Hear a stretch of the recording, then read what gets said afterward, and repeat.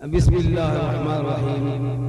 हजरात, आप हजरात जानते हैं कि आज 15 अगस्त यानी यौम आज़ादी का दिन है।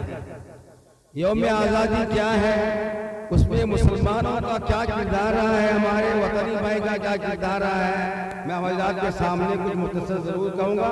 आप बर्दाश्त कर लीजिएगा। घंटा आधा घंटे का प्रोग्राम सिर्फ 8 बजे घंटा रह रहा गया, 8:30 का खत्म हो रहा है। इसमें भी आप हजरात बर्दाश्त करेंगे तो मुझे बड़ी खुशी होगी कि मदरसा के बच्चों का, स्टाफ लोगों का बहुत ही क्या होगा, हिम्मत अफजाई होगी और आप लोगों का रब्त भी मदरसा से।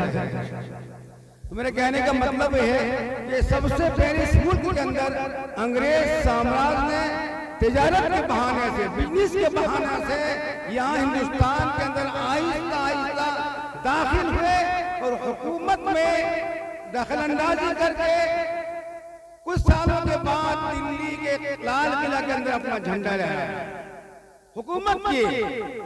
औरंगजेब अलैहिस्सलाम के बाद आहिस्ता आहिस्ता इनको इनका कदम जमते गया और उसके बाद में यहाँ हिंदुस्तान में अंग्रेज साम्राज्य हुकूमत करने के बाद हुकूमत की। और सबसे पहले इस चीज को हमारे उलमाए दीन ने, खुसूसन अहमद रंजीर अहमद ने इसको भांपा था।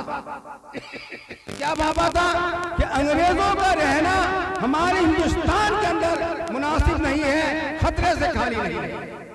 अहमद रंजीर अहमद ने इसको भांपा और बराबर ये कहते रहे कि इनको बाहर करो, बाहर करो, बाहर करो, लेकिन किसी के समझ में बात नहीं आ रही थी कि हमारे लिए क्या नुकसान है।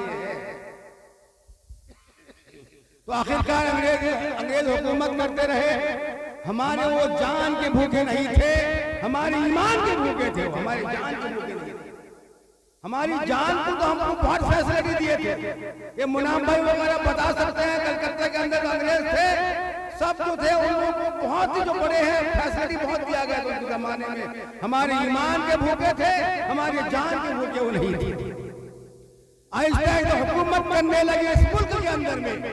और सबसे पहले जो आजादी का नारा लगाया वो शाह अब्दुल अजीज मुहद्दिस देहलवी थे, जो जामा मस्जिद के मंबर से लोगों को पैगाम दिया कि हम अंग्रेज की गुलामी को बर्दाश्त नहीं करेंगे। इसीलिए अंग्रेजों से लड़ना फर्ज करार दिया गया कि जिहाद नहीं करेंगे। और 1857 में से पहले उलमाए किराम मुसलमान सबसे पहले जागता रहा कि इस मुल्क के अंदर हमारा रहना बहुत मुश्किल है, अंग्रेज की हुकूमत बहुत खराब रहेगी। 1857 के बाद में हमारे वतनी भाई मिले और जितनी कुर्बानी मुसलमानों ने दी है शायद वतनी भाई ने नहीं की है। और याद रखे, मुसलमानों में सबसे ज्यादा उलमाए किराम को शहीद किया गया। तो अंग्रेज जज पूछता है, अंग्रेज जब पूछता है बताओ इस मुल्क के अंदर मुसलमान कैसे हम हुकूमत करेंगे, तो उन्होंने कहा कि अगर हुकूमत करने चाहो तो सबसे पहले उलमाए किराम को शहीद करो, इस मदरसा को खत्म करो। तारीख शाहिद है कि एक जमाना ऐसा आया कि दिल्ली के हर चांदनी चौक से लेकर खैबर तक में हर तरफ पे मुसलमान उलमाए किराम को फांसियों के फंदों में लटका दिया गया। फांसियों के फंदे में मुसलमान कौमों को लटका दिया गया। जानते हैं उलमाए किराम को लटका दिया गया हजारों की तादाद में। और एक दिन में मदरसा को 600 मदरसा को बुलडोजर के जरिए से नेस्त नाबूद कर दिया गया। वो जानते थे अगर मुसलमान रहेंगे, अगर उलमा रहेंगे, मदारिस रहेगा तो मैं हुकूमत नहीं कर सकते।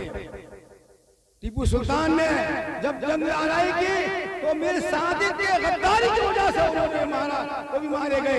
और जब मारे गए इतना रोब था उनका, जब डर के पड़े थे अंग्रेज उनके पास जाना दवा नहीं करते थे। जब मर गए ऊपर से ढेला फेंकते थे कि देखे जिंदा है नहीं। बहुत देर के बाद देखा